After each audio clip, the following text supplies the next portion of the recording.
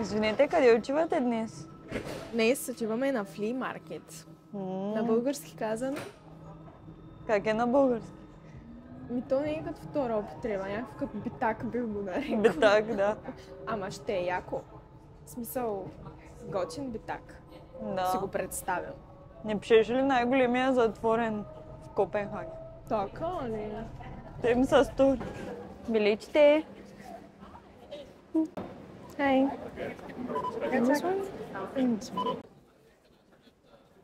Уоу. Огромно е. Май наистина е най-голямото.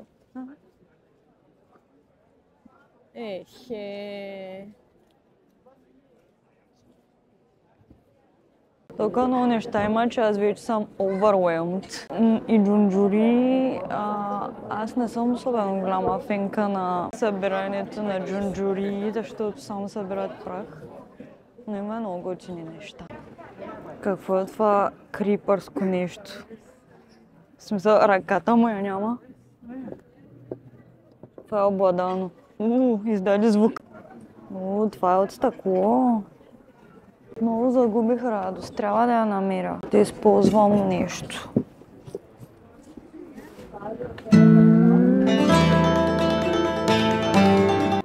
Не намерям.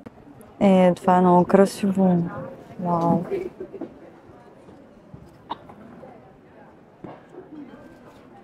Мисля, че би било много готино, ако си имахме наш дом, да си вземем някакви неща, но за сега нямаме. Пак може да си вземем, разбира се, обаче не сме си открили стила. Хора, какво е това? Пълно е с неща на Джастин Бибър или? I want it. Искам го. В куфарчето си. Още нищо? Да, но аз ще си го напълня. Колко струва? Според мен е безценно. Да.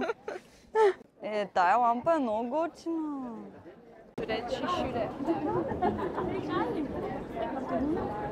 Като бяхме по-малки с сестра ми, майка ми наводеше всяка събота на битак в Габрово. И тук обстановката малко ми напомни на това как ходихме на битак и също ми размата някакси на самите неща. Да, стана ми миличко. Има много яки мебели, обаче са супер скъпи. Ние си търсим сега някакво шкафче, ама май ще е от Икеа. Скъпи са, ама са много по-качествени от тези в Икеа. Като на баба ти секцията от...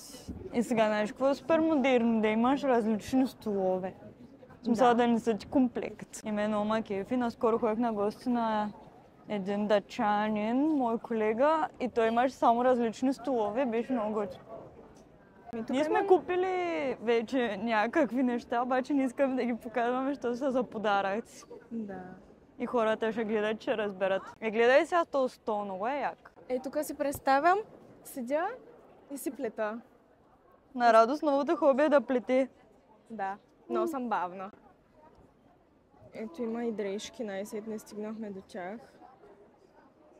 Той е по-вере готин, ама H&M. Смисъл... Аморе мио. Нищо против, аз пазарувам оттам, тук бих си купила някоя по-готина марка. Гледайте, тук всичко е с такива детайли, пък някак си според мен вече обичаме изчистеното, не претрупането. Понеже сме израснали в един клъстър от неща и сега предпочитаме да ни е чистичко и подредено и да няма толкова много детайли. Но в същото време, като отида в някой много подреден, но детайлен апартамент, супер много ма кефи. Круела де Вил се е донесла палтенцето. Много готино. Да, яко е. Тук има още доста. Не знам. Ма са доста скъпи. Някои са много гадни на допир. Да. Това е от твоето. Я. Все едно пипам истинско някакво. То може да е истинско. Да, всъщност. Аз се замислих, че ако изкарам всички неща от шкафовете на баби, на родителите ми и така нататък, и аз мога 100% да отворя един щанд тук и да изкарам някой лев. Защото някои неща много ми наподобяват на неща, които съм виждала по скриновете на баба ми. Човек, аз изобщо не съм някаква фенка, обаче много се впечатлих. Виж като колко е голям. Моля, да. Вау. Те са колкото мен. И тук има и Star Wars. Яко. Ето ги. Те ще оживеят скоро. Пише ли Анди? Какво пише тук? Не пише Анди, пише нещо друго. Кажи нещо. Знам, че си жив. Queen Greatest Hits 2. Готино.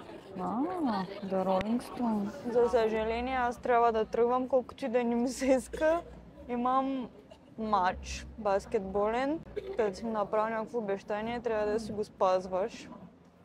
Браво. Колкото и да не се иска, не ми се иска грам, не ми се ходи, много ми е интересно, искам да разглеждам, има супер много неща. Въпреки, че не мисля, че ще си накупя някакви хиляди работи, но е много интересно така да видиш. Всички джунджуринки. Да. Но радост остава, тя ще ви покаже още работи. Нали? Да. Ето тук продават плетива. Аз съм започнала, както разбрахте, сега да плета. И се уча да плета точно е такъв шал. Може би до година и аз ще се вредя тук.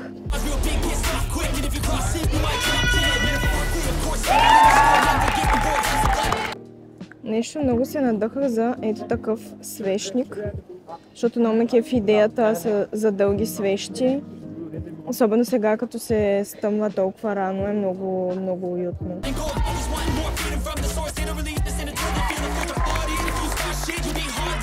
Хора, направихме първата покупка, 20 кронки за два свещника. Мега яки те са, много ме изкефиха. И после ще си купя свещи и ще ви ги покажа.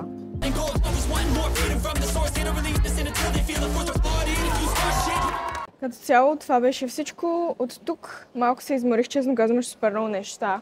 Беше яко, обаче всичките тези джунджури, цветове и хора и просто малко ми гръмна главата. Ето тук са покупките, не са много, но сега отивам за още, защото ще справим таен дядо Коледа с българската ни компания тук. И аз съм се заела с това да направя една томбола за всички, като изненада. И утре отиваме на тайния дядо Коледа и ще ви покажем оттам.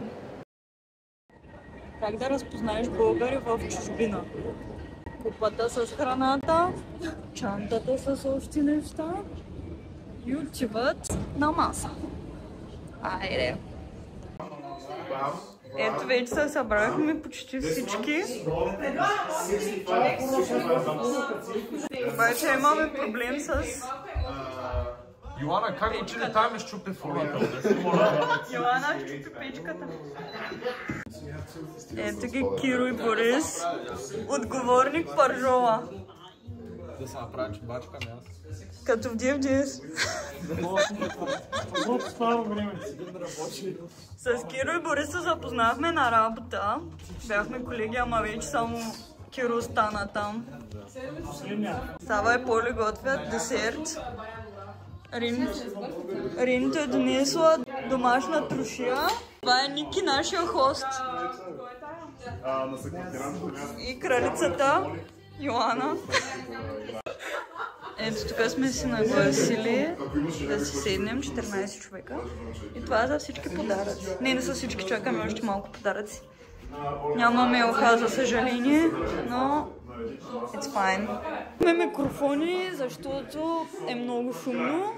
Но гледайте какво съвпадение. Аз както винаги съм оцелила темата и всичко.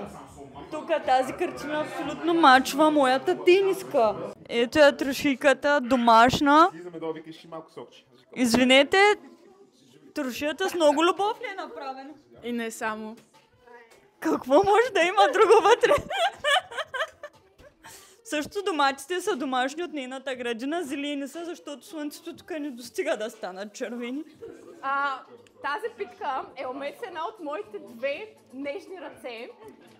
Старала съм 6:30 сутринта специално да я замеся за моите приятели. Обаче се оказа, че моята фурна не пече толкова добре. Да сега трябва фурната ти е проблема! Да сега трябва да довършим проекта в тази самозаключваща се фурна. И да видим какво ще стане, но е правена с датски продукти, а не с български, за съжаление. Да видим накрая резултата. Благодаря много. Мерси. Да добавя само, нали да сме модерни, в Кракс новините има 1 лев в едно парче, но има и 1 евро в друго парче. Така да видим кой ще е късметлие на каква валута. Най-добре на еврото.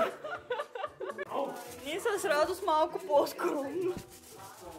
Не сме престанали в 6 часа да правим питка, но направихме снежанка. 2 килограма. О, чесънчето. Сещате ли? Чакай да микрофон. Това е от нас. Аз имам микрофон. Не само това е от нас. Да, Радост е приготвила и друга изненада, после ще я видим. Аз съм се погрижила за забавлението на групата, но по-късно. Да снимаме трапезата. Айде. Киро, затваряй. усещаш ли чесъно? Усещам го от там и... Той го усеща.